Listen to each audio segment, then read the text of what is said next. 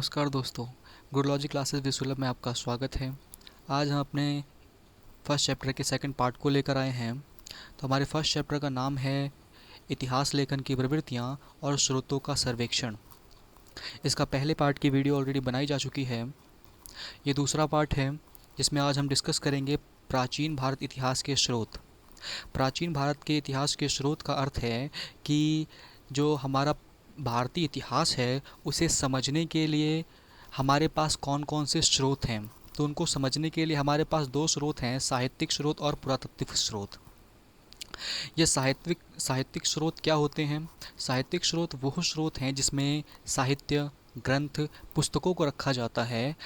और पुरातात्विक स्रोत वो होते हैं जो पुरातत्वविदों अर्थात आर्कियोलॉजिस्ट ने खोद कर ज़मीन से निकाले हों, जिसमें आपका दीवारें आ जाएंगी, सिक्के आ जाएंगे, आदि और भी चीज़ें आती हैं। तो स्टार्ट करते हैं। साहित्यिक स्रोत को दो भागों में बांटा गया। पहला देशज साहित्य और दूसरा विदेशी यात्रियों द्वारा लिखित विदेशी साहित्य। देशज साहित्य को भी दो भागों में बांटा जाता है, धार्मिक साहित्य और धर्मोत्तर साहित्य। तो धार्मिक साहित्य में हमारे पास केवल 3 धर्मों के साहित्य हैं। क्योंकि उस समय केवल 3 ही धर्म थे। पहला हिंदू धर्म, जिसमें ब्राह्मण साहित्य की चर्चा होगी। दूसरा बौद्ध साहित्य और तीसरा जैन साहित्य। तो शुरू से एक बार चर्चा करते हैं। ब्राह्मण साहित्य वो साहित्य थे जो हिंदू धर्म के गुरुओं द्वारा या ब्राह्मणों द्वारा लिखे गए, जिसमें सबसे ऊपर रखा जाता है वेद को। वेद शब्द का अर्थ होता है ज्ञान। और हमें पता होना चाहिए कि हमारे कुल 4 वेद हैं। और 4 वेदों के नाम ऋग्वेद, सामवेद, यजुर्वेद और अथर्ववेद। ये 4 वेद हैं। इन 4 वेदों को शुरू में लिखा नहीं गया था। ऐसा माना जाता है कि ये एक श्रुति माध्यम था, यानी एक पीढ़ी ने दूसरी पीढ़ी को सुनाया, दूसरी पीढ़ी ने तीसरी पीढ़ी को सुनाया और ऐसा ही चलता रहा। हालांकि कुछ बातें और भी हैं इसमें, जैसा कि प्रत्येक वेद के 4 भाग हैं। प्रत्येक वेद के 4 भाग हैं, जैसे कि संहिता, ब्राह्मण, अरणायक, उपनिषद। जो हमारे वेद का मंत्र वाला भाग होता है उसे संहिता कहा जाता है। इसमें मंत्रों के अलावा धर्म और साथ ही साथ आर्यों के जीवन के बारे में भी पता चलता है। ब्राह्मण वाले भाग में अनुष्ठानों के बारे में, पूजा पद्धतियों के बारे में, बलि अनुष्ठान के बारे में बताया गया है। वहीं अरणायक की बात करें तो अरणायक सबसे सर्वोच्च, सबसे ऊपर, सबसे पवित्र भाग है, जिसमें दर्शन, ज्ञान और आदि अनुष्ठानों की चर्चा की गई है। अंतिम देखते हैं जो हमारा उपनिषद है। उपनिषद में बात आती है अनुष्ठानों की आलोचना की। क्योंकि अनुष्ठान सत्य, विश्वास और ज्ञान जैसे मूल्यों पर जोर देता है। इतना ही नहीं, वेदों को समझने और समझाने के लिए 6 वेदांग भी बनाए गए। ये 6 वेदांग क्या थे? ये 6 वेदांग जैसे कि शिक्षा, व्याकरण, ज्योतिषी आदि, ये 6 वेदांग थे। इन 6 वेदांगों के द्वारा वेदों को समझना और समझाना काफ़ी सरल हो गया। रामायण और महाभारत की बात करें तो दोनों ही महाकाव्यों को संस्कृत भाषा में लिखा गया और समय के साथ इसमें बहुत से परिवर्तन हुए। महाभारत को 400 ईसा पूर्व से 400 ईस्वी के बीच में लिखा गया था। हालांकि जिनको नहीं पता है ईसा पूर्व क्या होता, ईसा मसीह के जन्म से पहले के इतिहास को अंकित करने के लिए या उसको डेट देने के लिए हम ईसा पूर्व लगाते हैं। और ईसा के जन्म के बाद जो डेट लिखी जाती हैं उनमें हम ईस्वी लगाते हैं। तो महाभारत को 400 ईसा पूर्व से 400 ईस्वी के बीच में और रामायण को 5वीं शताब्दी ईसा पूर्व से 3वीं शताब्दी ईस्वी के बीच में रचा गया था। हालांकि दोनों के अंतर्गत जो श्लोक थे, जो शब्दों की संख्या थी, वो समय के अनुसार बदलती रही और बढ़ती रही। वहीं अब हमारा आता है दूसरा साहित्य। दूसरे साहित्य की बात करें तो इसमें है आपका बौद्ध साहित्य। बौद्ध साहित्य की बात करें तो मैंने इसके बगल में लिखा है पाली। पाली इसलिए लिखा है क्योंकि बौद्ध साहित्य को ज़्यादातर पाली भाषा में ही लिखा गया था। हालांकि अगर देखा जाए तो हमें पता होना चाहिए कि बौद्ध साहित्य बौद्ध धर्म से जुड़ा है, और मैंने आपको अभी पीछे बताया था कि हमारे केवल 3 ही धर्म थे, हिंदू धर्म, बौद्ध धर्म और जैन धर्म। तो भारत में इन्हीं तीन धर्मों के साहित्यों की चर्चा हो रही है। वहीं बौद्ध साहित्य को भी 2 भागों में बांटा गया है। पहला है वाहिक और दूसरा है अवाहिक। वाहिक वो भाग है जिससे गौतम बुद्ध के जन्म के बाद और गौतम बुद्ध के द्वारा या गौतम बुद्ध के योगदान पर लिखा गया, जबकि अवाहिक वो भाग है जिसे गौतम बुद्ध के जन्म से पूर्व की कथाओं पर चर्चा की जाती है। वाहिक में जो पहला बिंदु है हमारा त्रिपिटक। त्रिपिटक का अर्थ होता है 3 टोकरियाँ, जिसमें विनय पिटक, सुत पिटक और अभिधम्म पिटक है। वहीं अवाहिक की बात करें तो इसमें जातक कथाएं हैं। जातक वो कथाएं जो गौतम बुद्ध के जन्म से पहले ही जिसकी रचना की, माना जाता था कि गौतम बुद्ध से जुड़ी कथाएं इसमें रखी गई हैं, और कहीं ना कहीं इन कथाओं से गौतम बुद्ध को भी जोड़ने की कोशिश की जाती। आदि और भी इसमें ग्रंथ हैं जो विभिन्न भाषाओं में लिखे गए और अलग अलग स्थानों पर लिखे गए, जैसे कि श्रीलंका के आसपास के क्षेत्रों में दीपवंश, महावंश जैसी पुस्तकें लिखी गई। और बौद्ध धर्म की पुस्तकें केवल पाली भाषा में ही नहीं, कुछ अंशतः कुछ पुस्तकें संस्कृत भाषा में भी देखने को मिली। वहीं हमारा जो अगला साहित्य है वो है जैन साहित्य। जैन साहित्य को प्राकृत और अंशतः संस्कृत भाषा में भी लिखा गया था, लेकिन जैन धर्म को ज़्यादातर अगर देखा जाए तो प्राकृत भाषा में ही लिखा गया। और वैसे तो इसमें कोई बड़े या विशेष साहित्य की चर्चा नहीं की गई, तो अंतिम बार 5वीं या 6वीं शताब्दी में गुजरात के वल्लाभी में इसे संकलित किया गया था। इतना ही नहीं, आगे चलकर 8वीं 9वीं शताब्दी में हेमचंद ने भी जैन धर्म, जैन संस्कृति, जैन पुराण पर महत्वपूर्ण आंकड़े उपलब्ध कराए। इतना ही नहीं, जैन धर्म के अंतर्गत आदि पुस्तकें भी लिखी गई, लेकिन उनका विशेष रूप से कोई इतना बड़ा उल्लेख नहीं मिलता। धार्मिक साहित्य के बाद जो हमारा अगला पॉइंट है वो है धर्मोत्तर साहित्य। धर्मोत्तर साहित्य में हम धर्मशास्त्र, जीवन चरित्र, इतिहास, राजनीति और व्याकरण के साथ साथ चिकित्सा, खगोल शास्त्र आदि पुस्तकों पर चर्चा करेंगे। एक प्रकार से अगर देखा जाए, जो हमारा पहला बिंदु है धर्मशास्त्र और स्मृति। धर्मशास्त्र और स्मृति एक ऐसी बुक है जिसके अंतर्गत व्यक्तिगत, सिविल, आपराधिक कानून के साथ साथ सामाजिक नियम कानूनों का भी उल्लेख किया गया है। अगर जीवन चरित्र की बात करें तो बुद्ध चरित्र जिसकी रचना अश्वघोष ने की, हर्ष चरित्र जिसकी रचना बाण भट्ट ने की, राजतरंगिनी जो कश्मीर के राजाओं का इतिहास है उसकी रचना कल्हण ने की, और एक और रचना का उल्लेख मिलता है जो है अर्थशास्त्र जिसकी रचना कौटिल्य अर्थात चाणक्य ने की थी। इसके अलावा अगर हम बात करें तो कुछ पुस्तकें खगोल शास्त्र के ऊपर, जैसे आर्यभट्ट के द्वारा आर्यभट्टीय और आदि और भी पुस्तकों का इसमें उल्लेख मिलता है, जो साहित्यिक स्रोत के लिए काफ़ी महत्वपूर्ण अंश है। जो हमारा अगला पॉइंट है वो है विदेशी यात्रियों द्वारा लिखित विदेशी साहित्य। विदेशी साहित्य की बात करें तो इसमें 2 साहित्यों पर चर्चा होती है। पहला है हमारा द पेरिपल्स ऑफ एरिथियन सी और दूसरा है मैगस्थनीज के द्वारा लिखित इंडिका। यह दोनों ही पुस्तकें ग्रीक लेखकों द्वारा लिखी गई थी। इंडिका के लेखक मैगस्थनीज चंद्रगुप्त के राज्य में एक बाहर से आए राजदूत थे। वहीं ग्रीक लेखकों के बाद हम आते हैं चीनी यात्री पे। तो चीनी यात्रियों में फाहियान जिसे फासियान भी कहते थे और ह्वेन सांग के जिसे स्वेन तसांग भी कहा गया है, इनकी पुस्तकों की भी चर्चा की जाती है। अंतिम अगर देखा जाए तो तिब्बत के एक लेखक हुए जिनका नाम था तारानाथ। तारानाथ की एक पुस्तक है जिसका नाम है हिस्ट्री ऑफ बुद्धिज़्म, जो बुद्ध धर्म के साथ साथ विदेशी आगमन और विदेशी यात्राओं के साथ साथ भारत की व्यवस्था के बारे में बताती है। इसके अलावा जो हमारा अगला पॉइंट है वो है साहित्यिक स्रोतों की सीमाएं।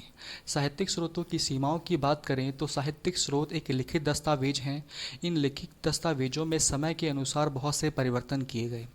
ये परिवर्तन कई बार निजी भी हो सकते थे। ये परिवर्तन कई बार अन्य कारणों से भी किए जाते और साहित्यिक स्रोतों को जैसा चाहे वैसा ढाला जा सकता था। इस कारण साहित्यिक स्रोतों से मिलने वाली जानकारी पूर्ण रूप से सटीक और सही नहीं होती थी। इसीलिए साहित्यिक स्रोतों की कुछ सीमाएं थी, उससे हमें केवल सीमित ही जानकारी मिली है। पुरातात्विक स्रोत। पुरातात्विक स्रोतों की बात करें तो पुरातात्विक स्रोत वो स्रोत होते हैं जिन्हें ज़मीन से खोद कर निकाला गया था, जिसमें शिलालेख है, सिक्के हैं, नगर और स्मारक है और अन्य अवशेषों की भी चर्चा की गई है। हालांकि देखा जाए शिलालेख में क्या आते हैं तो पत्थर के टुकड़े, स्तंभ जिन्हें पिलर कहा जाता है, चट्टानें, तांबे की प्लेटें, इमारतों की दीवार, मृदभांड और आदि चीज़ें भी इसमें आती हैं। लेकिन पुरातात्विक स्रोत साहित्यिक स्रोत से काफ़ी ज़्यादा महत्वपूर्ण हैं, क्योंकि साहित्यिक स्रोतों पर किसी भी प्रकार से वैज्ञानिक चर्चा नहीं की जा सकती, जबकि पुरातात्विक स्रोतों पर वैज्ञानिक चर्चा की जा सकती है, क्योंकि पुरातात्विक स्रोत समय के अनुसार बने रहे और उनके समय काल का भी पता लगाया जा सकता है।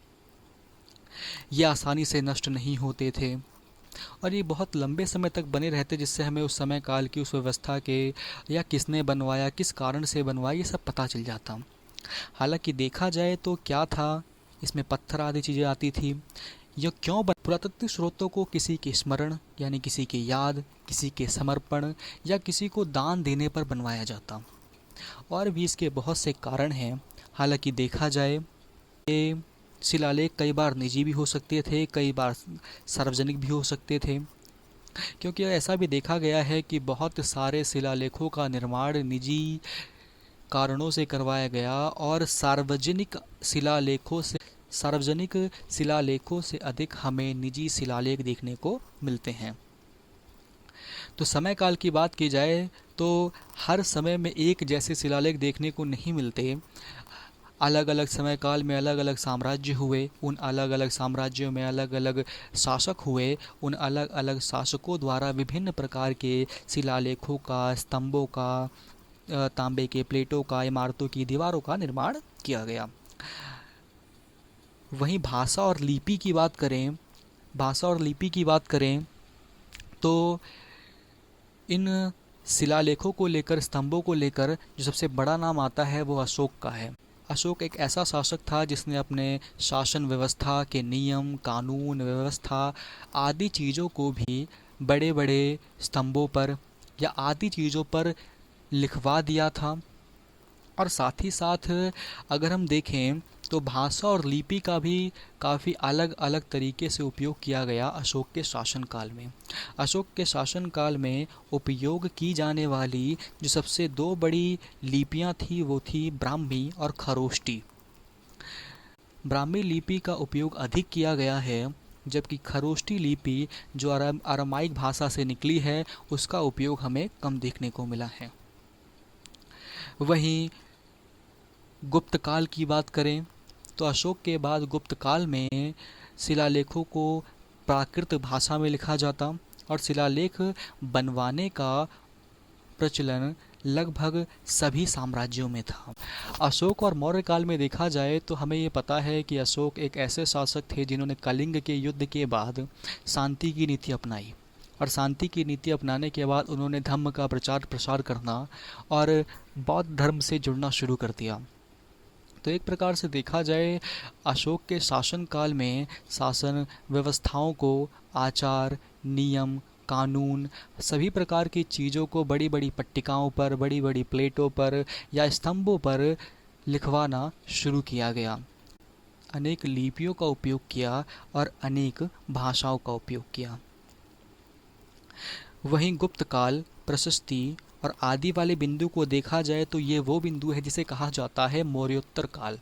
मौर्योत्तर अर्थात मौर्य के उत्तर यानी मौर्य के बाद के काल को इसे बताया जाता है, जिसमें हमें क्या देखने को मिलता है कि गुप्त शासकों ने भी बहुत से स्तंभ बनवाए और गुप्त शासक अधिकांश प्राकृत और संस्कृत भाषा का उपयोग किया करते। गुप्तकाल के एक महान शासक जिन्हें समुद्रगुप्त भी कहा जाता है, समुद्रगुप्त को भारत का नेपोलियन भी कहते हैं, जिनके लिए प्रयाग प्रशस्ति या इलाहाबाद स्तंभ की रचना करवाई गई। इलाहाबाद स्तंभ या प्रयाग प्रशस्ति की रचना हरिशेन नामक समुद्रगुप्त के राजकवि ने की थी। यहाँ पर प्रशस्ति का अर्थ किसी स्तंभ, किसी पिलर से है, और ऐसे अनेकों पिलर, ऐसे अनेकों स्तंभ मौर्योत्तर काल में, गुप्त काल के बाद अनेक और भी बहुत से शासकों ने बनवाए। जहाँ एक तरफ हम समुद्रगुप्त के ऊपर रचित प्रयाग प्रशस्ति या इलाहाबाद स्तंभ की बात, वही एक शासक और हुए स्कंदगुप्त, जिनके लिए नासिक प्रशस्ति का निर्माण किया गया। इसके अतिरिक्त अगर देखा जाए तो बहुत से निजी, बहुत से स्थानीय अधिकारियों द्वारा भी शिलालेखों को खुदवाया जाता। कई स्थानों पर मंदिर, पत्थर, धातु आदि चीज़ों पर शिलालेखों को खुदवाया जाता। शिलालेखों को खुदवाने की परंपरा काफ़ी प्रचलित थी और अनेकों शिलालेखों में अनेकों क्षेत्रीय भाषाओं का उपयोग किया जाता, और हमारे पास शासकीय अभिलेख कम तथा निजी और सामान्य अभिलेख कहीं अधिक संख्या में देखने को मिलते। वहीं सिक्कों की बात की जाए तो कुछ सिक्कों को मौर्य से पहले की चर्चा की गई है और कुछ सिक्कों को लेकर मौर्य के बाद रखा गया है। अर्थात अगर देखा जाए तो सिक्कों को भी लेकर दो भागों में विभाजित किया गया है, मौर्य के पहले और मौर्यों के बाद। मौर्य के पहले की बात करें तो मौर्य के पहले सिक्के एक प्रकार के आहत सिक्के हुआ करते। आहत सिक्के वो सिक्के होते हैं जिन्हें एक सांचे में ढाल कर एक शेप दिया जाता है, जिसे कोई सर्कल शेप ले लिया जाता है, उसमें धातु को डालकर उसे एक राउंड शेप दे दिया जाता। उसे आहत सिक्के कहते थे, जिन्हें सांचे में डालकर ढाला जाता था। वहीं अगर देखें तो मौर्यों की अगर बात करें तो मौर्यों के बाद भी आहत सिक्के चलते रहे, लेकिन मौर्यों के बाद अनेक शासकों ने अनेक प्रकार के सिक्कों का चलन आरंभ किया, जिसमें शक शासक, गुप्त, कुषाण और भी बहुत से शासकों की चर्चा की गई है। हालांकि कुषाण शासकों की बात करें तो कुषाण शासक वो शासक थे जिन्होंने सर्वप्रथम सोने के सिक्कों का चलन किया था। भारत में सबसे पहले सोने के सिक्कों का चलन कुषाणों ने किया। कुषाणों के बाद आए गुप्त काल को स्वर्ण काल भी कहा जाता। बेशक कुषाणों ने सर्वप्रथम सोने के सिक्कों का चलन किया, लेकिन गुप्त काल में सोने का, स्वर्ण का सबसे अधिक उपयोग हुआ, इसलिए इसे स्वर्ण काल कहा जाता है, क्योंकि यहाँ इस काल में, गुप्त काल में सोने का सर्वाधिक उपयोग किया गया और बहुत बड़ी मात्रा में सोने के सिक्के बनवाए जाते थे।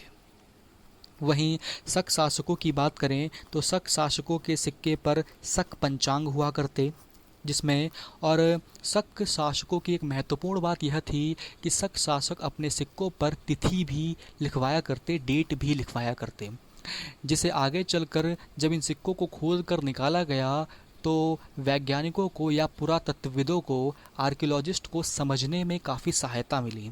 वहीं वैज्ञानिक जांच और नए मत की बात करें तो हमें यह देखने को मिलता है किस प्रकार वैज्ञानिकों ने सिक्कों को समय व्यवस्था, आर्थिक व्यवस्था को समझने के लिए भी इसका उपयोग किया, क्योंकि ऐसा माना जाता है कि गुप्त काल के शासन के बाद सोने के सिक्कों की मात्रा कम हो गई, और ऐसा माना जाता है कि जिस समय सोने के सिक्के अधिक मिलते थे उस समय या उस साम्राज्य की व्यवस्था और अवस्था काफ़ी मजबूत हुआ करती थी।